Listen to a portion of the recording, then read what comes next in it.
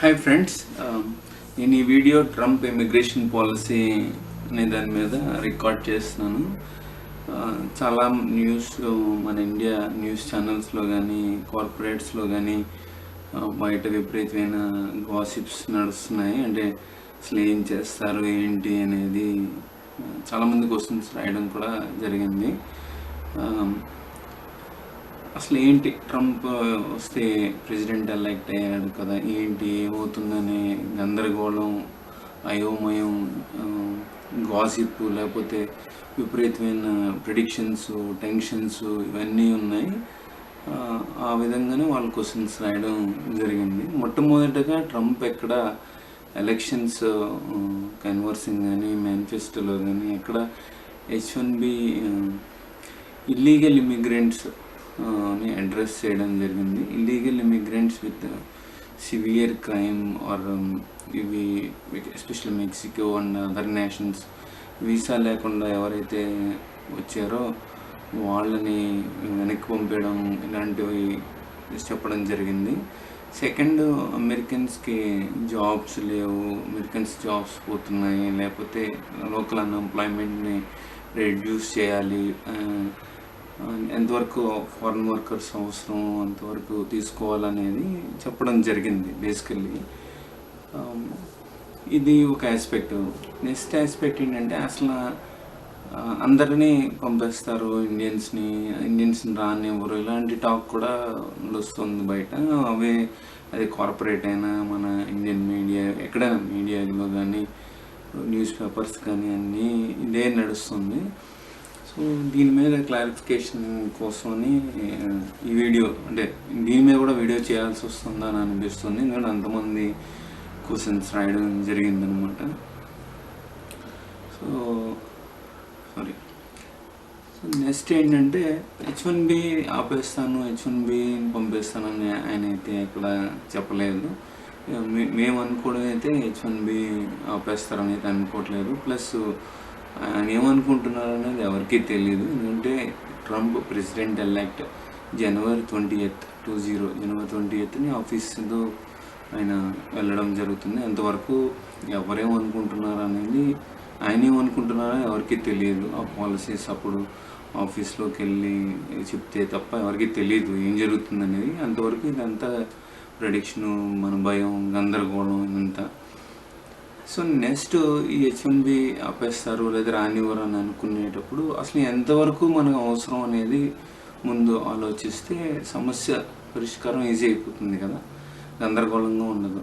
So అవసరం ఉన్నా లేకపోయినా రావడం, లేకపోతే అవసరం లేకపోయినా ఉన్నా, అంటే పని లేకపోయినా ఉండడం, పని ఉంటేనే ఉండాలి, పనికి రావాలి అన్నమాట. మనం పనికి రావాలి అనే ఆస్పెక్ట్లో లేని వాళ్ళు కూడా ఎక్కువ మంది ఉండడం అనేది జరుగుతుంది కూడా. అదే ప్రాబబ్లీ మీడియాలో ఫోకస్ అయిపోయింది. డబ్బులు ఇచ్చి రావడం, వీసా ఫ్రీగా స్పాన్సర్ చేస్తేనే ఇక్కడ జాబ్ ఉందని, demand and supply basically. So supply ఎక్కువైపోయింది అనమాట. సప్లై ఎక్కువైపోయినప్పుడు లోకల్ అన్ఎంప్లాయ్మెంట్ పెరిగిపోతుంది. సో ఇది మీడియాలో ఫోకల్ పాయింట్ అయిపోయింది. అందరినీ పంపారు. ఇప్పుడు ఇల్లీగల్ ఇమిగ్రెంట్స్ని ఎవరినైతే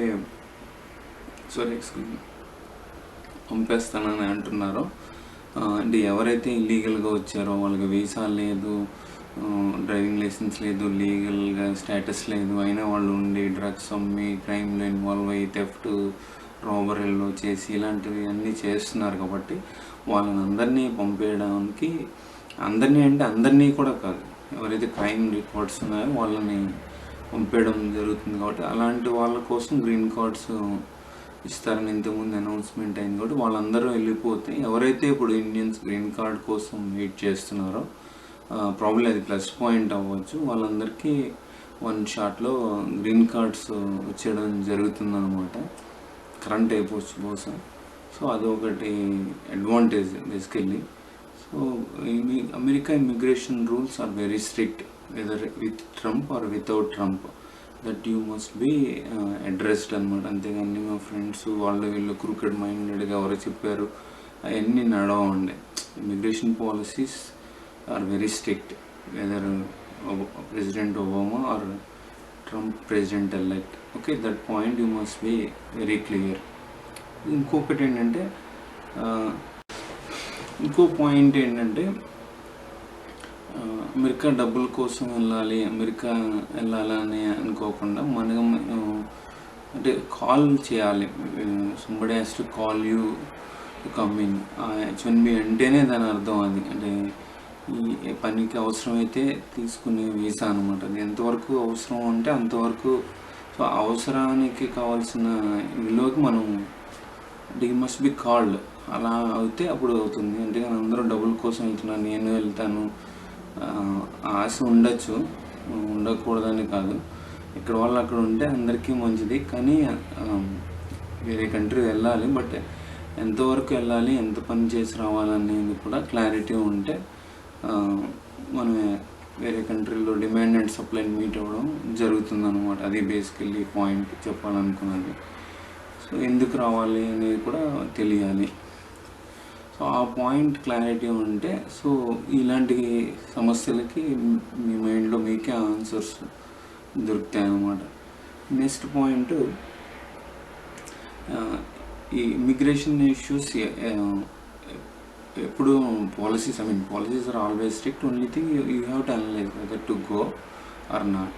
సో దానికి ట్రంప్ వస్తే వెళ్ళాలా, ట్రంప్ పంపేస్తాడా, ఇలాంటి పిచ్చి పిచ్చి క్వశ్చన్లు అవసరం లేదు. ఇలాంటివి చాలామంది రాయడం జరిగింది. సో వాల్యూమ్ ఆఫ్ క్వశ్చన్స్ ఎక్కువ అయ్యాయి సేమ్ సబ్జెక్ట్ మీద.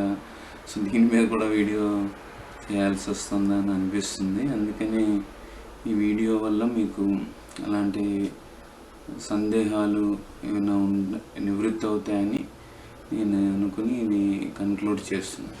Thank you. So that's what I want to conclude now, and you must be in a position to be called. That's what is all about H1B and our green card or US citizenship. So that's what everybody has to understand. Thank you for watching.